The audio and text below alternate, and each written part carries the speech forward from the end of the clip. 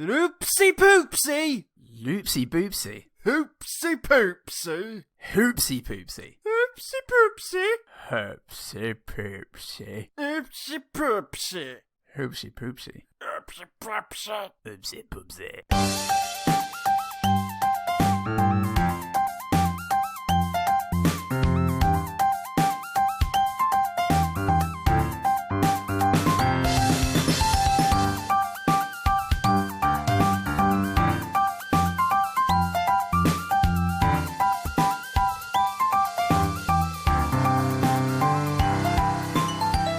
Hello, loyal perverts. Welcome to The One Good Thing, the podcast that reviews high-class pornography, fuck flicks, and twat tales. I'm Raoul Salty Nuts. I'm a big friendly pervert. Today, we're reviewing some premium Happy Maddison filth.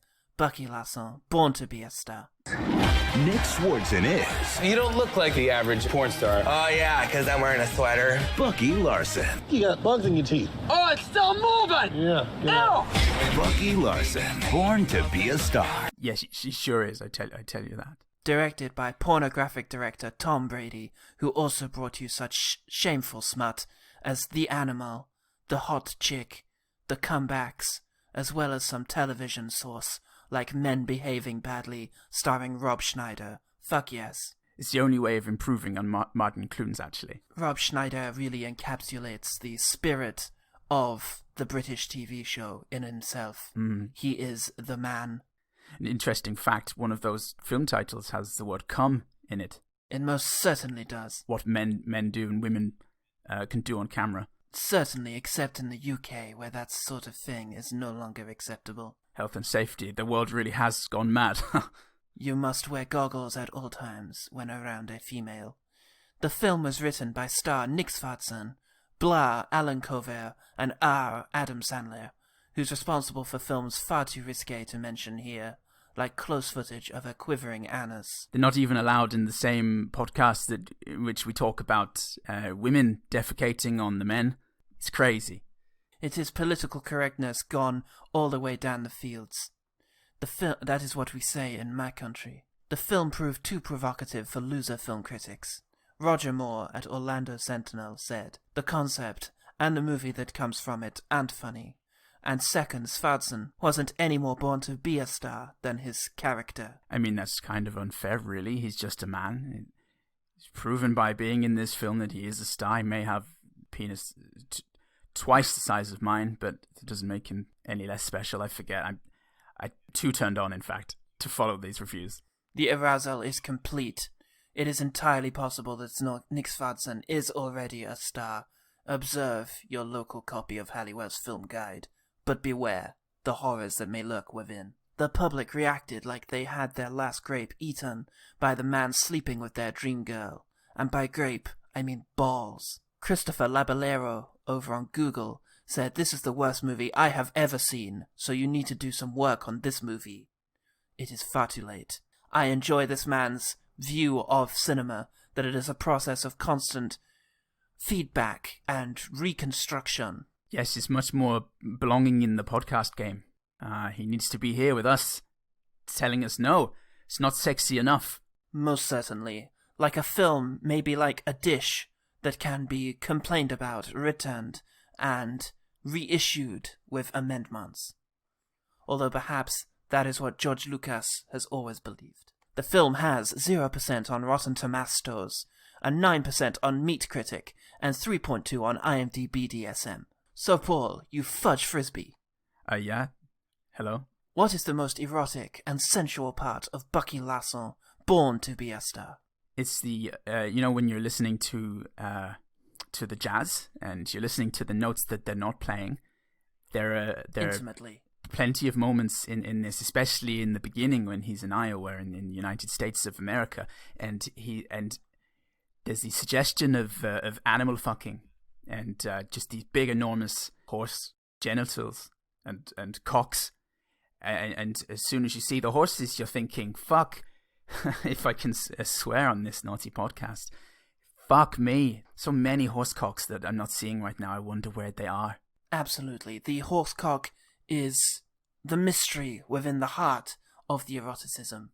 The film It starts with the Happy Maddison production logo, which is very long and very poor, and is used here as a kind of edging, delaying the gratification of Bucky Larson, born to be a star. It reminds you no children, huh?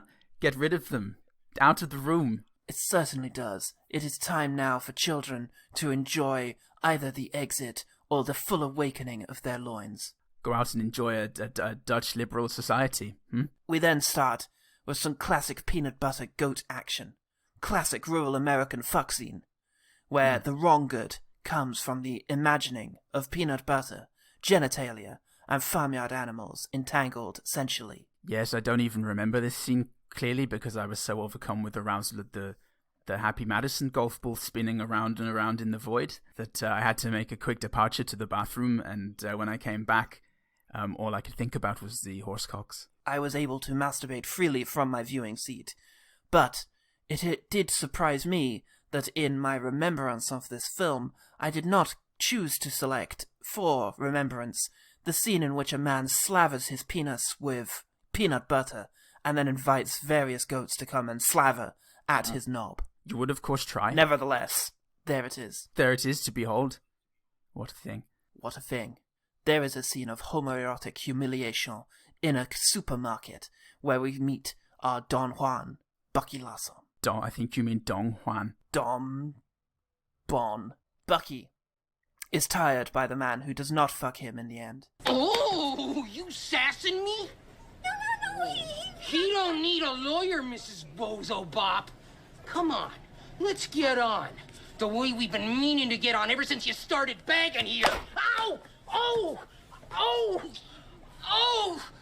You hit me in the eye! Oh! What? No, couldn't you hit yourself? I saw ya. Oh, you're gone loony! You get out of here! You're fired!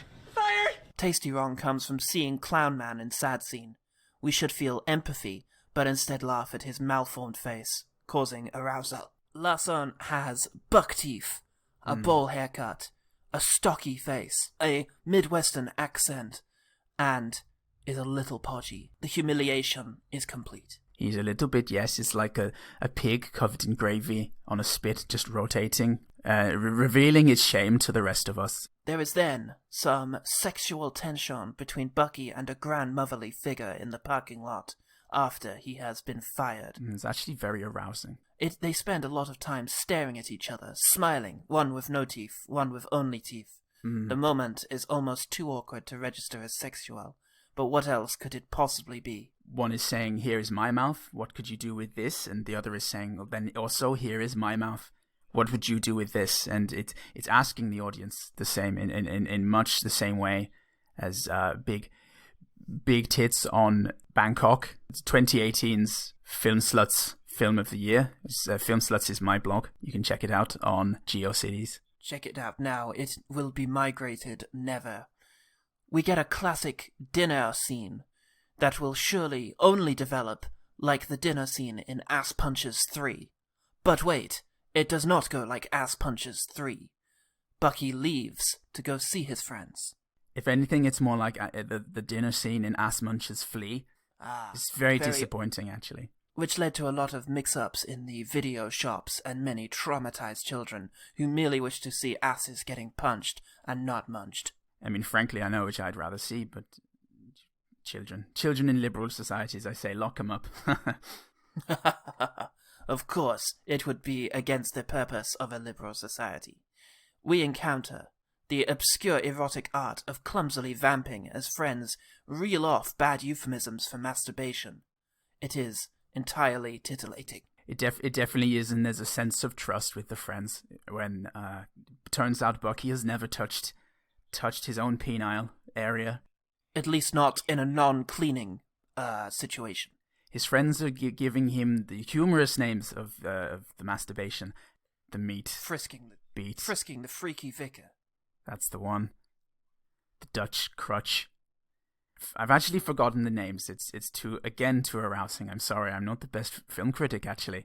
It turns out when I get too aroused, I just stop watching the film and start masturbating furiously. And experiencing long stretches of amnesia.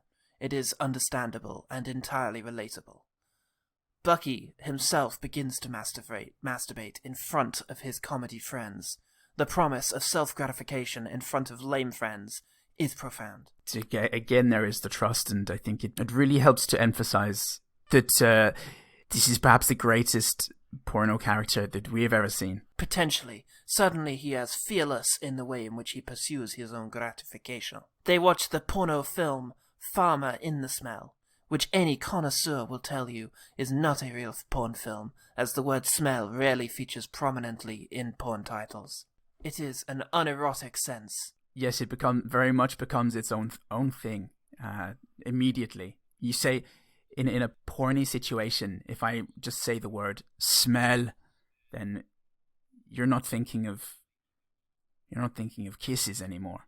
You are not thinking of the good fuckery that even a title such as Come and Hear My Ass might invoke. Further, erotic gratification can be gained from the realization that Bucky is jerking his good meat to the footage of his own parents fucking. Racing home, it is reasonable to now expect that he shall fuck his parents. As we have all done, as we've all wished to do, of course. As we have all done every St. Jehubit's Day. Such is the customs of my country and yours. It is the same country we speak only because of my recent accident. It's a very sexual accident, and it's worked out incredibly well for our podcast. Personally, I like to start on Greek Start Day. It's much more aligned with my sexual ideologies, and I only end on Flagsport Day, which I believe is what you were trying to say. Flagsport Day is possibly the holiest of the kinky holidays in the calendar of our particular religion. And you remember the songs that they sing before the men get erect? Flag is Bortis Day.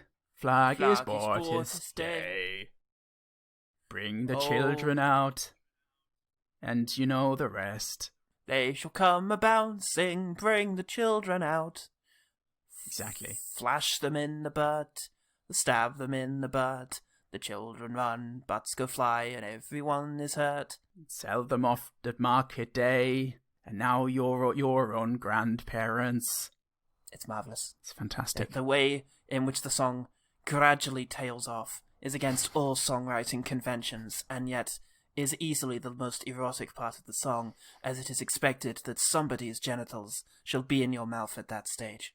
After an intimate bus trip in which he gets very close to a pig, Bucky arrives in L.A., the center of American fuck. Los Wangerlies.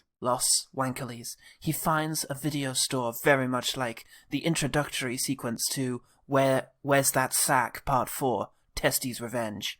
I remember that film. It's possibly even sexier than selling off your own children at Regis Borges Day. It has less of the general social agreement, because it's all believed that that is a correct thing to do on Fleischer's Borges Day. But it is, however, more to do with testes, and that's wonderful.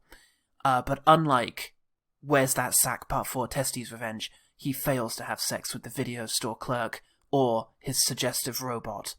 No, he unfortunately assumes that he's a paedophile, which is looked down upon in this epoch. It is a shame that the sexuality of children has once again been neglected by other state governments. He goes to a dinner for some cuck humiliation. Dinner, diner. In very many ways, they are the same once you have several cocks in your butt. Food in your mouth or cocks in the butt, I think is the saying, is what my dear old Gran used to say to me.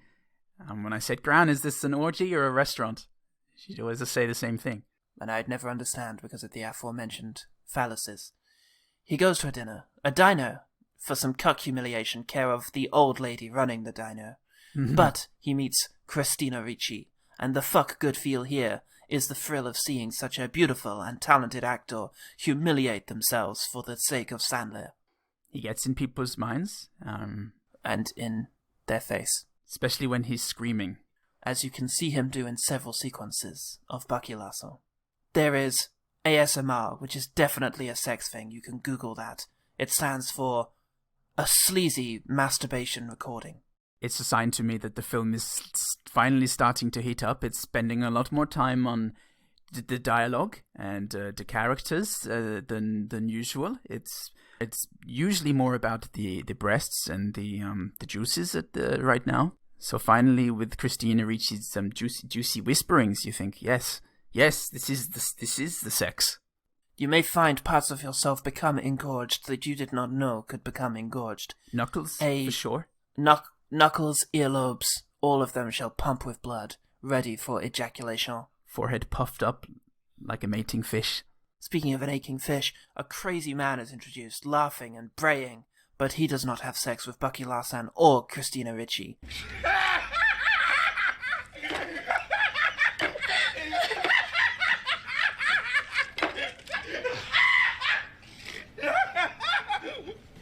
Why else should such a man be introduced, if not for sexual degradation?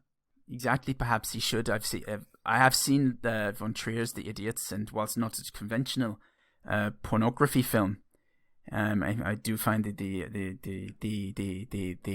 the results are very good. Amongst Lars von Trier's most challenging wanks, we have some more physical humiliation, attempted cucking, and some rent desperation. Ours is a filthy business, which even Sandler excels at challenging. He channels it well. He's a man of many facets and taps. You might remember such rental humiliation from Housing Register 3, Dave Street. The most sexual of the Housing Register sequences. Is that what that was called in your version of the country? For us, it was Housing Register 3.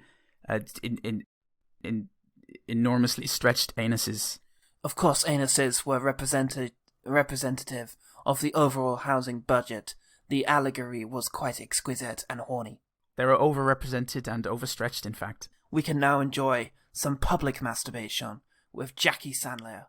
We have missed some scenes. You are very welcome. I just wanted to say for the people at home, we're not the kind of sexy show that just spoils the entire movie for you. There are many nuggets in there that you will find, and you will say thank you for that, Gus and Rupert, whatever our names are, for hiding this from us, because now we're aroused. Absolutely, you shall find many more exquisite pleasures care of Christina Ricci within the film itself. But here we have Jackie Sandler, and the most pleasant here is that she is forced to do whatever her terrible husband demands. Oh my god, he's going for his butt! But the real thrill is that insiders know that she really loves it. She definitely does. It's a Faustian pact, as if the devil was making it with himself. Absolutely. That is the very essence of Faust, is that the devil is the real fool. Bucky is then brought to a sex party and begins dancing with two men with dildos. Oi, oi, you might think. But he fails to accept these dildos either orally or anally. It sure is the shame. We are left to wonder why else introduce these men and their dildos if not for sexual gratification. Imagine if the point was to be funny. Bucky Larson's perceptions or the envelope itself was a hole, it would have been penetrated at this moment, but it's not. It's more of an abstract concept. It's not something that you can readily masturbate to. Readily, and yet that is the challenge of Bucky Larson, born to be a star. It is the question that Sandler asks of us every day. He says, look at this. This is the book. Can you masturbate to this? No? Yes, is the answer, says Adam Sandler. You are stupid. Here is a wall. Could you masturbate to this? And you say yes. And he says, good, now you are learning. Everything can be touched yourself to. Everything can be gratuitous in the right context, and the context is everything. Stephen Dorf can now be experienced as Dick Shadow. It is hardening because he once had potential and is now nothing. Now, I've seen many porn stars come and go.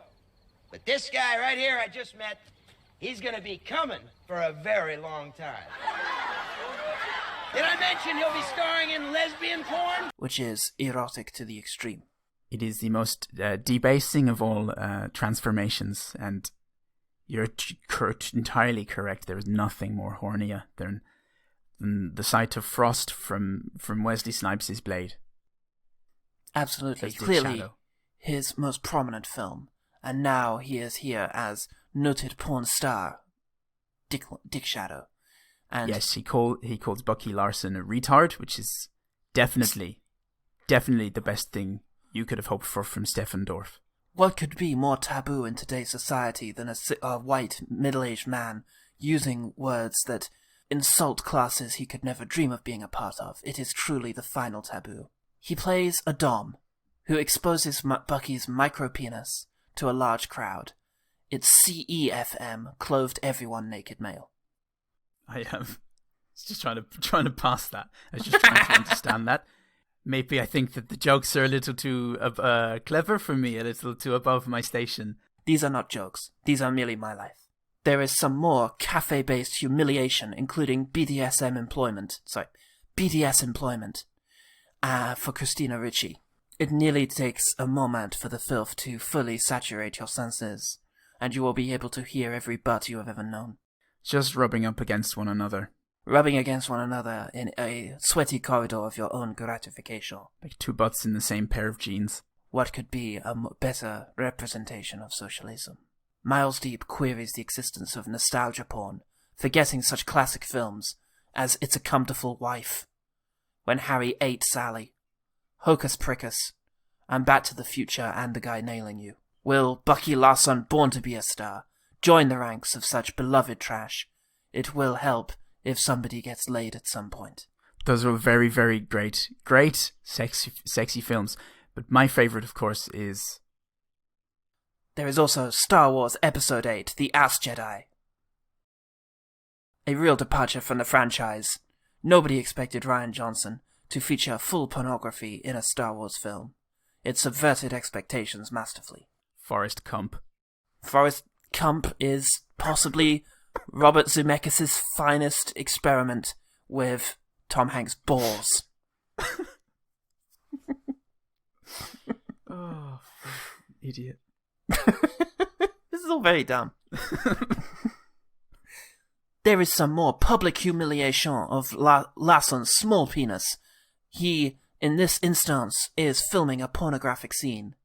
And after some monkey noises for the furries,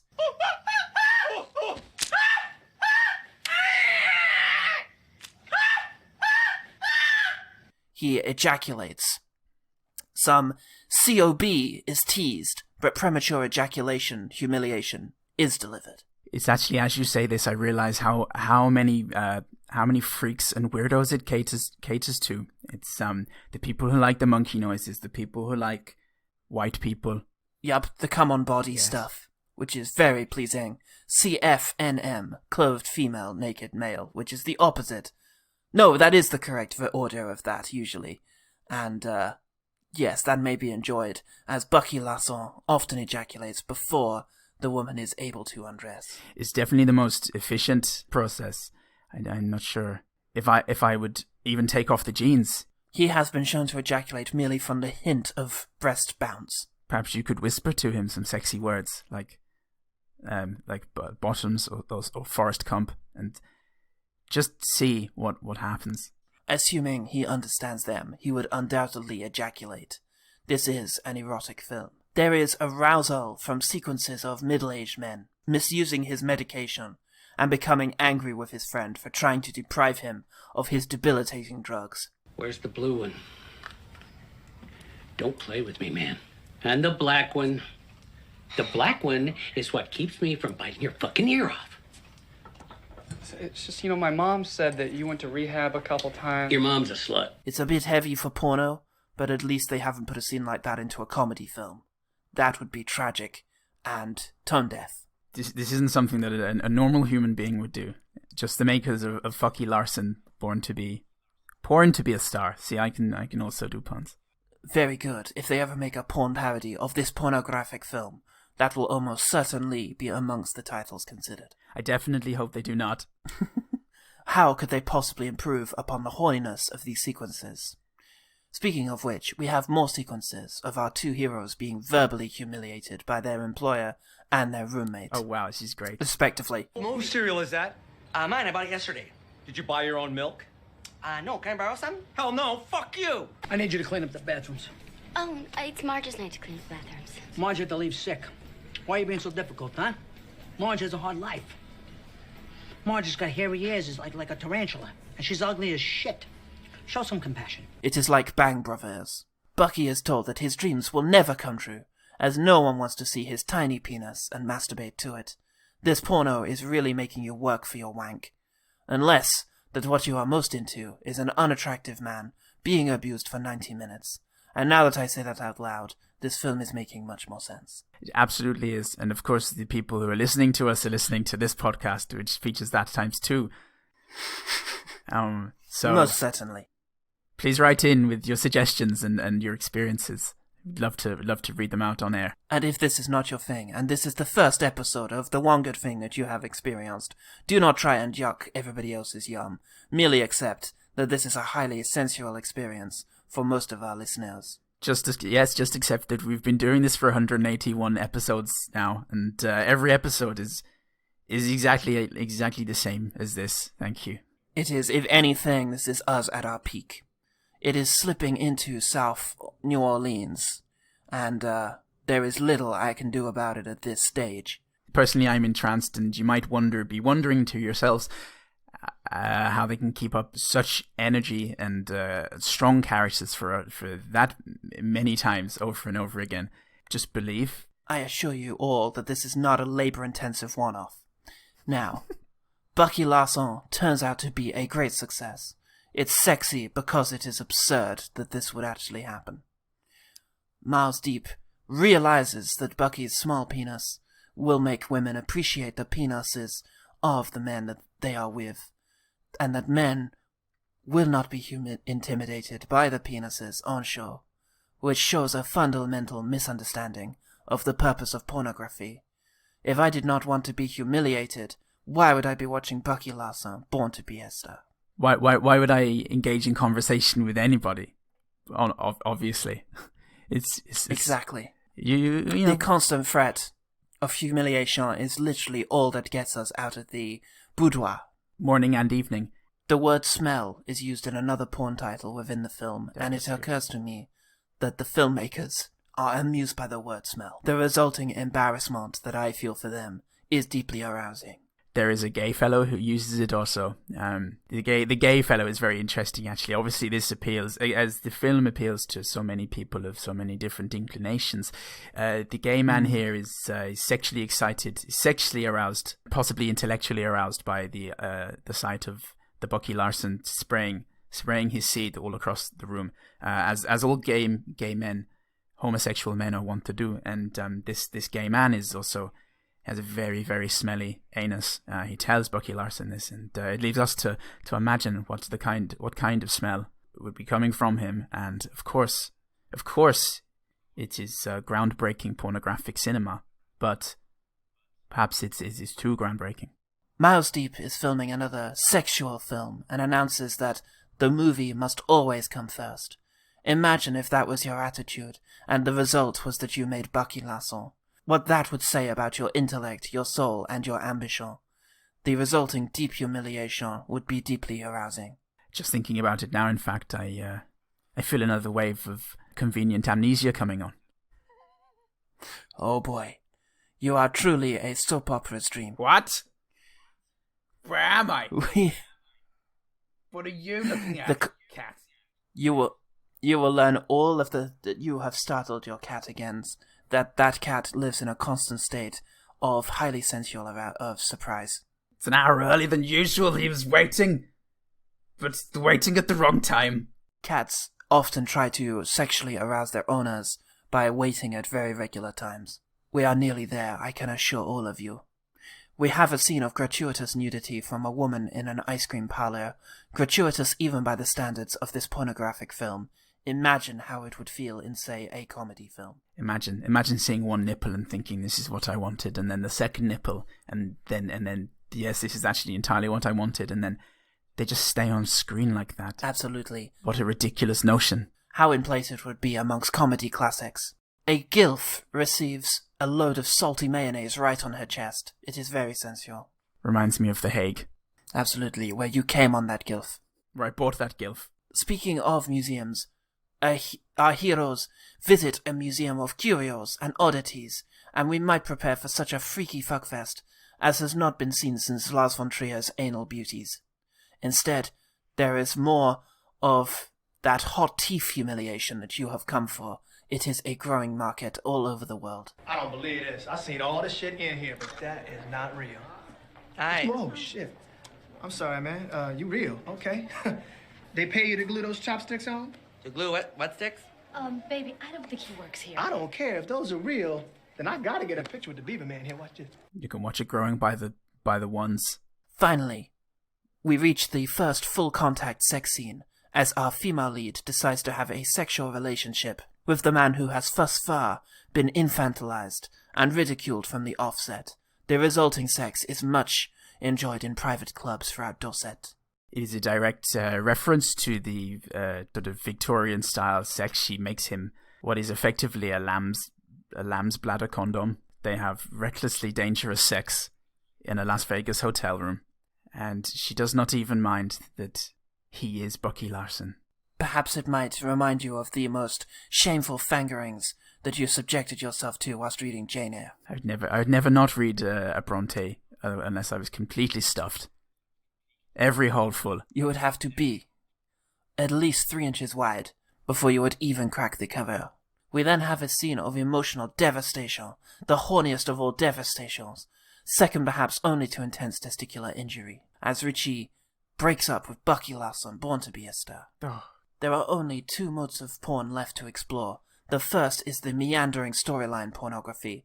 The way it staggers from scene to scene is sure to please those who have an amputee fetish. But of course, there's nothing without the accompaniment, what's left of the film. Absolutely. The overall arousal, the provocation of the forced catharsis porn trope. The sudden and abrupt ending of all dramatic tension is as exciting as it is poorly handled, and is sure to remind you of the process of dying. You want me rich money, fucker? You're just like John Mayer. Just like John Mayer. It's like pulling a penis right out of there and saying, "Come anyway, come," and then you do, because it actually is more effective than constantly smashing it. With the dramatic tension of the film relieved all over your chest, you might finally begin to realize that this film is rubbish. Shit, innit? Jesus. Yeah, fuck me, this was a tough rewatch. It was as bad as this episode. It was, It's going to be a tough listen, everyone. Congrats on making your way through it. If you think it was hard to listen to, try watching this. Now look, I had fun, Paul, and I'm sure the listeners at home did too. But this one is wank. The worst thing about it is how lazy everything is about it. Yeah. The thing that sticks with me most this time is that the final 10 minutes is such a wet fucking fart of a film. Yeah, Jesus Christ. We've got to end it some somehow. dramatic tension. Yeah, we've got to introduce a dramatic element because we all remember the wedding singer and how that goes. So we'll introduce a quick upset in their relationship and then resolve it within 10 minutes. Yeah. And it turns out that hiccup was an absolute contrivance caused by an ancillary character. Yeah. There's no actual tension between Bucky Larson and Christina Ricci. It's just that she gets convinced that it's in his best interest to leave him over nonsense reasons. Because they realise that his journey to be a star was actually resolved pretty easily as well. Yeah. And there's no... Yeah, very early on. Yeah, it's not Dirk Diggler, is it? He doesn't hit notoriety and fame and then get spoiled. It's not even Orgasmo, where he hits notoriety and gets spoiled. Because he doesn't change. No. He doesn't change at all. And, you can point at other sort of foolish characters, who remain the same more or less throughout the thing, and and say, oh, their personality stayed the same, but it was the situation around them and the lives that they touched that got changed. And you can kind of see that that's what they're trying to do here. Yeah. Like, it's like Forrest Gump, the pureness of Larson. Like Forrest Gump. Inspires others to be better, but with a pornographic twist. But it's just, I think what most impressed me this time round is just how rare you can point out something that is obviously meant to be funny other than just, doesn't Nick Svardson look ridiculous? That is so often the premise and entirety of a joke that it's insane. This time I was just watching, I was just noting down all the good things, like all the times that someone was nice to Bucky Larson. Because it was the only unusual thing in the entire movie, like pretty much the only subversive thing, was somebody who had the courage just to be a human being to him. Yeah. It's not as gross and upsetting for me as Jack and Jill or Grown Ups 2, I will say.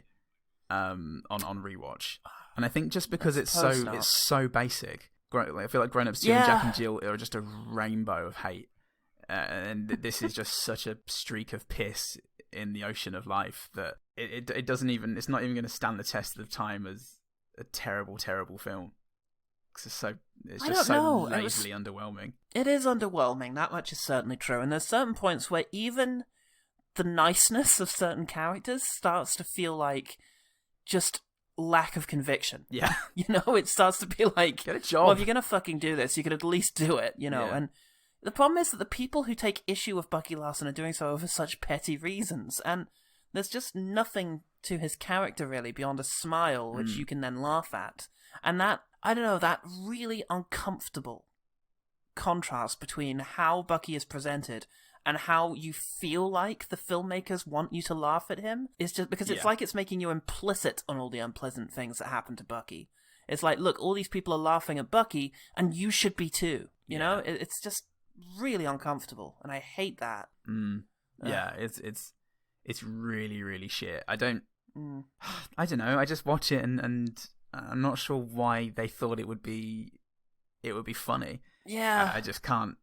I can't put myself in other people's shoes at this. Sense of humor can be so subjective, but it's just absolutely impossible to imagine someone finding Bucky Larson funny. And, you know, if that in any way sounds elitist or anything, it's just, I don't know, I just can't imagine anyone finding this funny. It's so depressing and one note. I mean, and tired and lazy and just, There's been no love put into this. I will say there are a few moments in this I can't help but like, and we'll get into that. But, it's just such a nothing piece of shit, this film. It is. It's a very irritating film aside from anything else, but I don't know, it's sort of the nice things that happen to Bucky are part of the artifice of this film, and it feels almost irritating to be compliant with them in as much as finding them charming, almost as if they're somehow one over on you by making you feel like you're happy that Christina Ricci is here.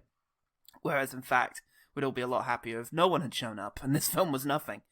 But nevertheless, it does create a slightly more positive feeling, just that the shittiness is so dense that whenever a character is actually nice to another one, it does actually feel nice to some extent, even though they've lowered the standards so far. And you can contrast that to something like Grown Ups 2, where I can't remember a nice moment.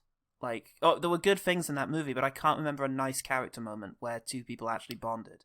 Whereas there are some in this. I think he said the moment when Adam Sandler was eating and saying he's having dinner with his friends. That's right, yes. Yeah, there was one. That's fair Which enough. made it better than Jack and Jill. Yes, potentially Jack and Jill's at the bottom now because all of those moments of catharsis were just built on absolute nothing. Whereas the idea that two people might find each other's lack of experience and, you know, innocence charming is nominatively sweet, even if it is within the construct of a film that is designed to make you ridicule and join in the mocking of its main character. So, yeah. It's trying to have its cake and eat it too, I think. It's trying to, because the whole film ends with him getting this happy ending with Christina Ricci. So it's going on the idea that, hey, he's sweet and Christina Ricci's sweet, so they deserve to be together and be happy. Yeah. But then the whole point of the film is at his expense. You know, the comedy of the film is at his expense. So you're being asked to kind of root for him in the end anyway, but enjoy all the horrible shit that happens to him on the way. Yeah, and this isn't Lars von Trier, so it's not something that I feel justifies. Yeah, it's I don't know. In terms of ranking this, it is tricky. God almighty, if we had to this time next week rewatch one of these pieces of shit and it was Grown Ups 2, Bucky Larson, Jack and Jill, or Run for Your Wife, which one would you be most okay with doing? God, I think I'd say Run for Your Wife. I feel like I'd agree, but only really because we recorded that with the commentary, so it's the one that I've kind of least watched recently. Because we kind of talked over that one rather than watched it, but just the idea of the sort of British crapness of it, and I suppose you think that's bloody funny. Just yeah, I know it's rough, but maybe it is the. I don't know. We've now watched 3 Happy Maddison films in it's like, and I just that whole institution is such a quagmire. It really fucking is. I mean, it's amazing that they've made so many of our least favourite films, because if you take something like, I don't know, Sound of Thunder, you know, the prospect of watching that is certainly dreadful, because you'd have to put up with an absolute lack of any kind of interest in it. But it wouldn't actively piss you off, whereas Happy Maddison films tend to. So, I don't know. Yeah, it feels like an ongoing slight against me personally. It's a slight Which against, I'm not happy with. And I hate Svartsen's response, the idea that, because he is going for a class thing, he's trying to suggest that the intellectual kind of, you know, pretentious critics are deliberately not enjoying Bucky Larson because they have some sort of grudge against comedy that's made by outsiders, I guess. And that's nonsense. Like, stand by it and acknowledge the fact that your creation is bad. Yeah, I can't have even less respect for somebody who deals with it like that. Yeah. Yes, it sucks to have something that you made, and maybe he made it and thought it was good, and it hurts to have that panned. But maybe he really did feel like he had something here. But at the very least, you could say, "I like it. I think it's good. I stand by it." And I guess everybody else just has different tastes. But to suggest that people are deliberately out to get you, and that you can't envisage a reality in which people don't like this film, is just tone deaf. We have, however, managed to notice some stuff that we liked in this, so let's get to quick firing. Quick fire. I like the opening establishing shot of the town with the music playing. It was like, it was meant to be sort of very Midwestern, you know, this is a small, quaint little town. Think about a good time had a long time ago. Think about forgetting about your worries and your woes. Walking in the sunshine, saying a little sunshine song. Everything up to the introduction of the guy applying peanut butter to his cock felt kind of familiar and quite cozy. Great. Yeah. Well, that's nice. I got a titter out of me when Clint starts picking on Bucky, like as if they're about to get into fisticuffs. Because it's apropos of nothing. Clint in the supermarket. Oh, okay, right. He just turns and I don't know. I can't remember what he says to him, but he turns and then adopts like a fisticuff stance, and it comes out of nothing. I forgot that it happened, and it kind of worked. That one bit, not the rest of the scene. Yeah, because the scene is just the idea that he's, again, it's banking on the idea that you'd find this funny enough to not notice that it makes absolutely no sense and is just batshit insane. The friends sincerely trying to help him learn to masturbate. I don't know, it's just, they're very supportive of him in that moment, and they're not making fun of him for not knowing how to masturbate. They just, are talking him through it, and it's clearly meant to be a, this is so weird that these guys are doing this together, but I like how supportive they're being of their friend. Ah, it's a breeze. We'll walk you through it, step by step. We'll even kill the lights so you can have your privacy. But, you know what? We'll put on the old Billy Squire black light so you can see your business. Now, you're gonna see some sexy stuff in the movie. Stuff that's gonna inflate your fun tube. Ooh, like hot butter yabos. I got a feeling this is gonna be a doozy. So pop a button and go ankles on your trousers. You're gonna want to be ready, Bucky. Yeah, that's nice. The dialogue wasn't, but that whole friends together is very good. Yeah. Bucky Larson's parents are cute, and when they're all together, they're talking about they think that he was fixing Clint's shoes, the dad, and he swears that he had 6 toes, and he's just playing with them, trying to cheer his son up. It was cute. Yeah. And then later, when they get him the flashing trainers, and his mum goes, "Look at him dancing like a rapper." Yeah. Makes me laugh. Yeah, we observed these in the first episode, and they are still very sweet moments. Yeah. Bucky, when he's on the bus and he's going through his bag, suddenly finds a big roll of money that his parents have put in there for him. That's a really nice moment.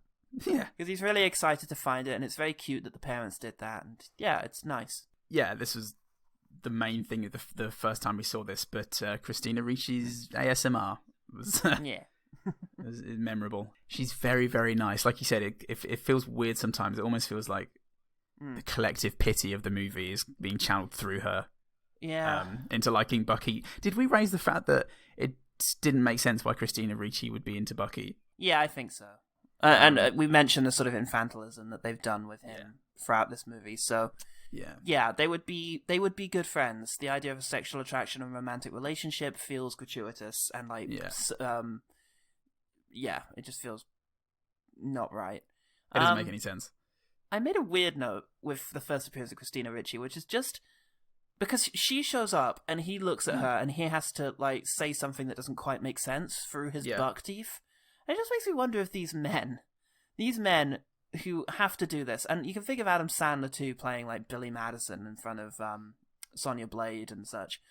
If when they're confronted with a role that they just wrote as a beautiful woman with these actually incredibly attractive actors, once they're actually face to face with them, if they do feel shame for the ridiculous, horrible shit that they're doing. If Nick Svardsson would just face off with Christina Ricci, Nicky Svardsson as I like to call him, would just face off against Christina Ricci and just be like, "Oh, do you know what? Forget this," and just take his teeth out and just walk away. Like, I'm sorry, this is not. Just goes off into his trailer and you just hear.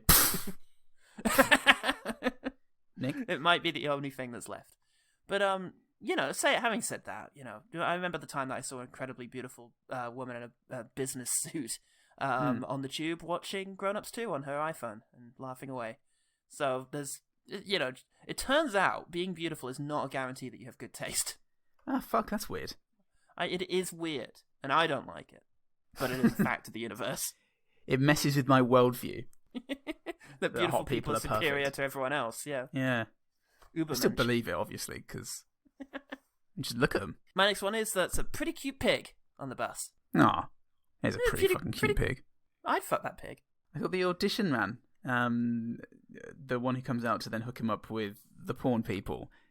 He's just nice to Bucky later on, after he takes his cock out and starts wanking in front of Jackie Sandler.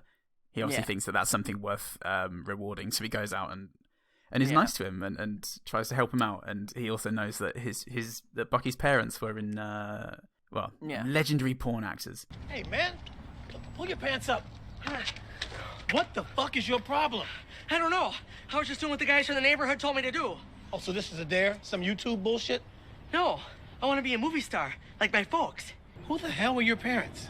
Rosie Bush and Jim Sprasium. The porn stars from the 70s? Yeah, again, it's just another person who's nice and helpful to Bucky and not just there to ridicule him based on how he looks. Yeah, it's Mario Joyner as Claudio, and we talked about him last time, and he's just a nice pleasant presence. I didn't realize he's been in a couple of episodes of Seinfeld that I recognized him from.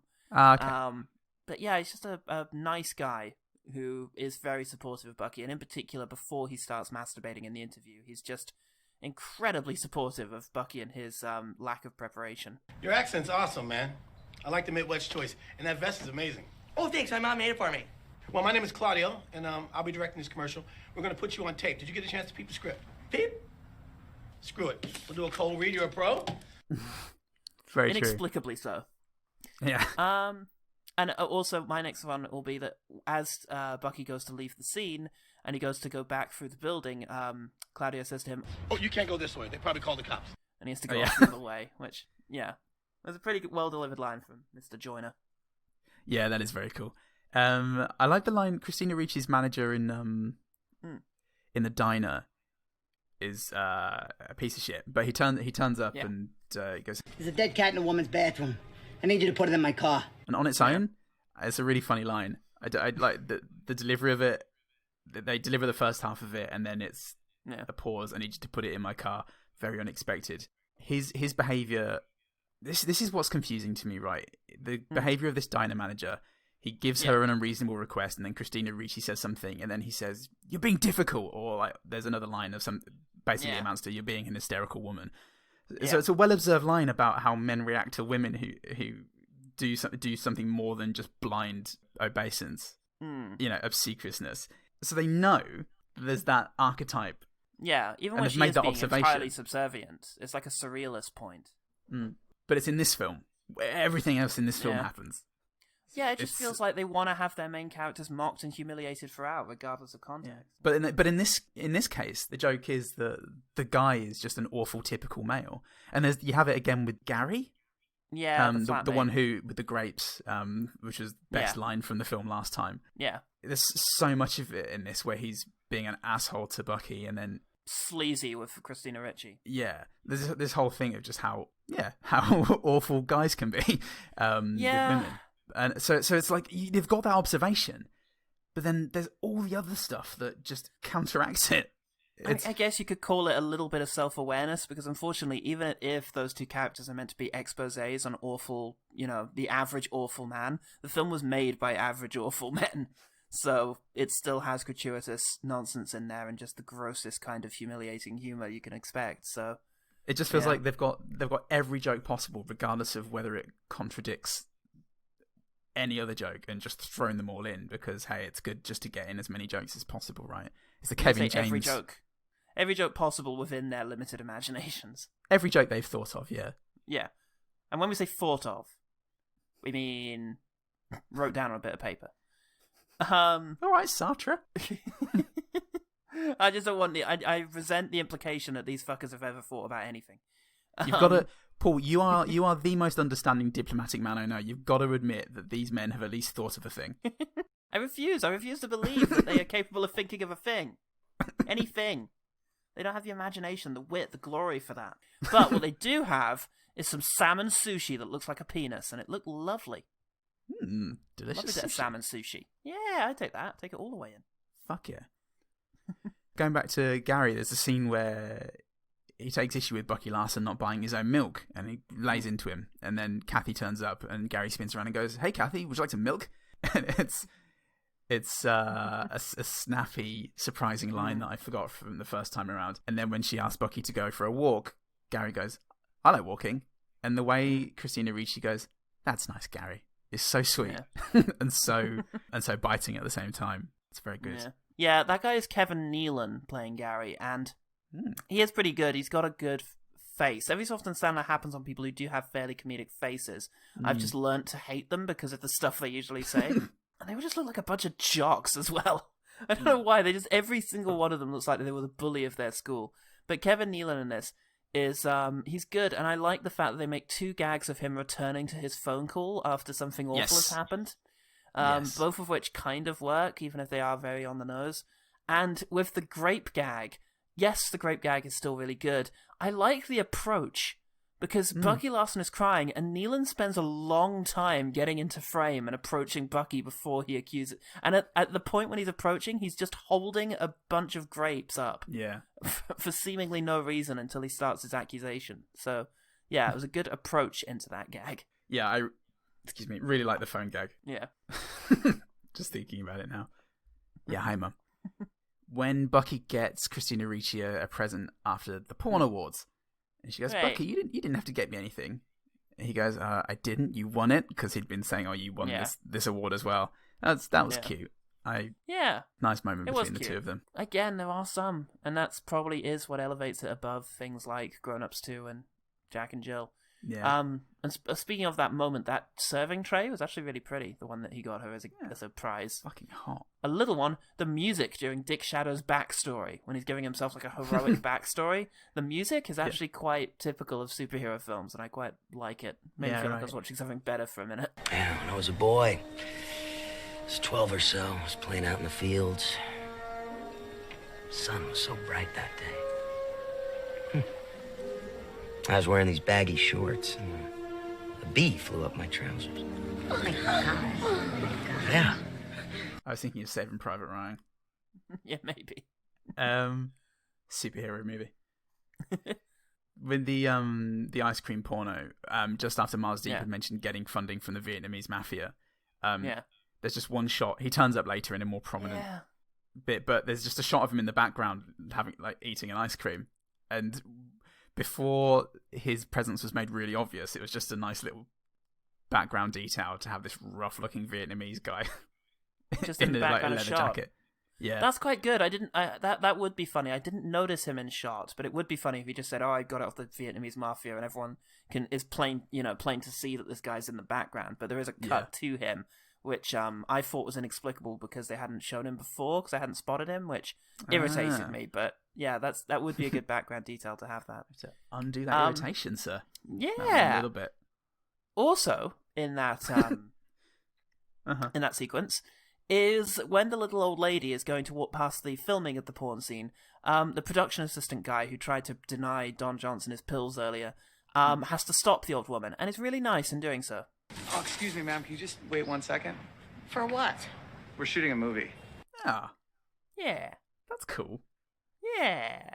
When Miles Deep is explaining, when Guy from Knives Out was telling Nick Svardson that he was the one who told Christina Ricci that she should get out of Bucky's life so that he can continue to be an amazing porn star, the scene of that happening is playing as he's telling Bucky about it, and he's just relaying the conversation, and it's cut to the exact time of the speech and actions. And it just had an interesting feel to it. It felt like lofty goals of the director for just a second there to do something a little different. Right.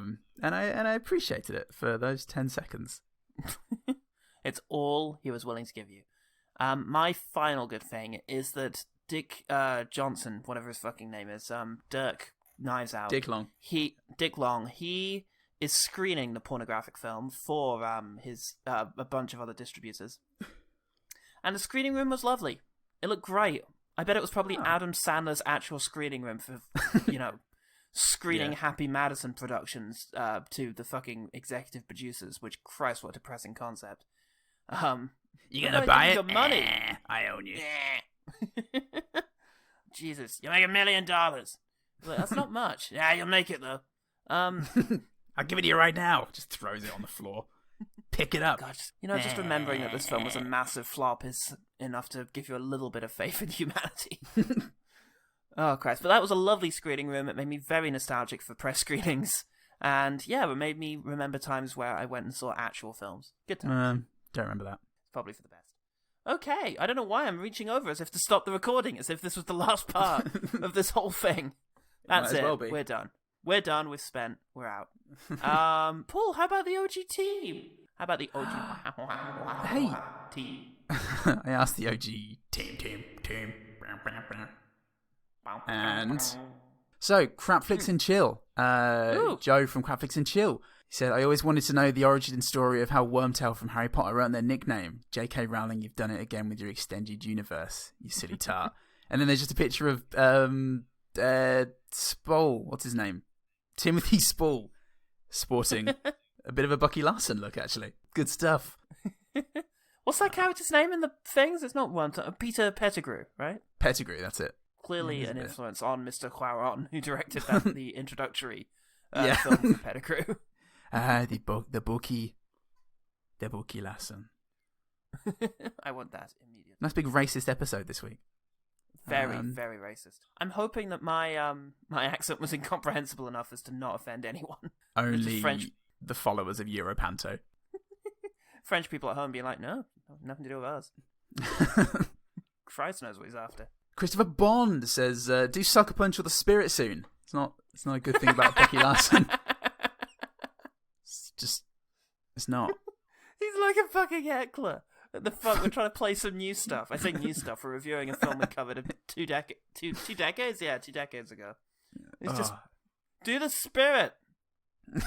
Streets of London. Streets of London? Just did that. I mean, we do Sucker Punch is on the list. Thank you for that. It's on the list. It's actually going to be the first film of next year, so you only have to be irritated at us for another 5 months. It's already been 3 years.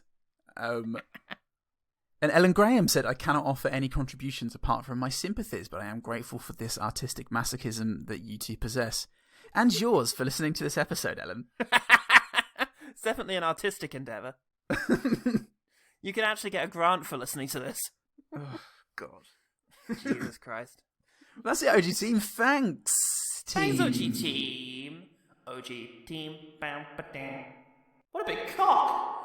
Speaking of big cocks, how can people find out more about... Well, do we do a One Better Thing for revisits? I'll tell you what, revisiting our first episode on this is probably better than... Hey, that's a great idea. And then I was thinking, hey, it's kind of like they saw Boogie Nights and Orgasmo and went, we can do neither of these. So watch both of those, but I'm pretty sure they've been One Better Things for this and other movies. So, but just watch them if you haven't. They're great. God, is there a good film about the porn industry apart from... It can't just be the one. Is it the case that Boogie Nights was the only one they needed to make? There must be others. Orgasmo, as I said. It's coming to mind. It doesn't mean there isn't any. I know every film there is, but... Yeah. No, I don't think I'm looking at a list now of the the nice guy. But yeah, most of it is the vibe of just don't do porn, which is an approach. And there's Orgasmo, great. But hey, I watched Get Out again today, so if you haven't seen that, very good. Nice. And I watched Patterson. It was lovely. Yeah. So Thanks, yeah. One Better Thing. The One Better Thing. Thanks, One Better Thing. Thanks, OG Team, and thanks to all the listeners. If you want to hear more from us, you can do so OGT Pod, Twitter and Facebook. That's pretty much today. Twitter and Fatbook. Send us an email at ogtpod@gmail.com. You can like us on iTunes, probably. We're on Spotify. We've also got a Patreon, for as little as $1 a month. God, just words are not my friend right now. For as little as $1 a month. You get exclusive access to a whole bunch of stuff. Pools pitches, 50 pools of shade. We've got some commentaries out for cutscenes. We've got some personality quizzes. Pools just finally getting to know the real me. We've just had Which Movie Serial Killer Are You? We've got some sexy ones. We've got some really disappointing character ones. Not in an entertainment sense.